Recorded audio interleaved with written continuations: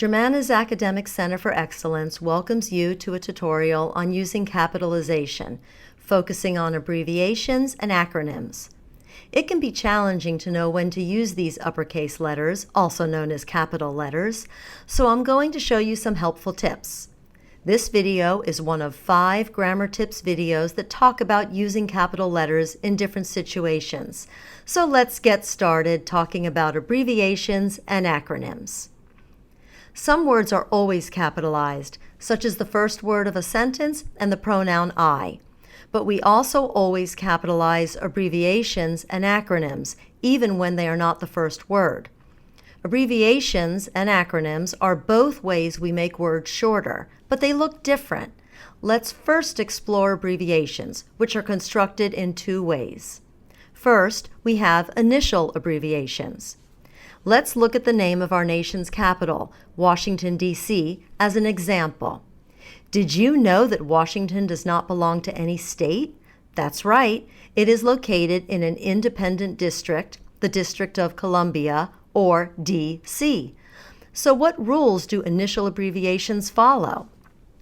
We use the first letter of each word that we want to make shorter and capitalize it. We use D for district and C for Columbia. With initial abbreviations, each letter is followed by a period and is pronounced by its letter name, as in Washington, D.C. Next, we have shortened abbreviations, which we tend to do with honorary titles.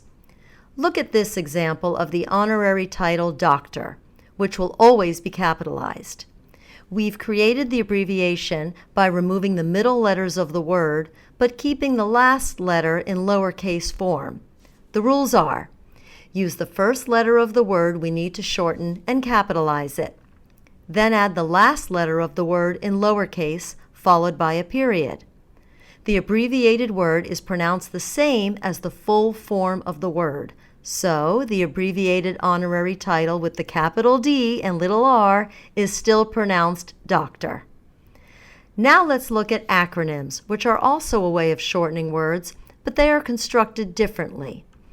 Here is an example of my favorite acronym, ACE, which represents the Academic Center for Excellence. Here are the rules for forming acronyms.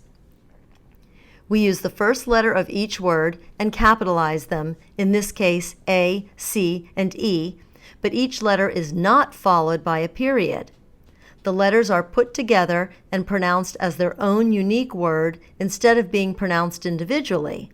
In this case, we have formed the word ACE. And there you have it. The more you read and write, the better you will understand capitalization, because practice makes perfect. In addition to this video on abbreviations and acronyms, please check out our other capitalization videos too. For more great tips and academic resources, visit the Academic Center for Excellence. We're here to help you.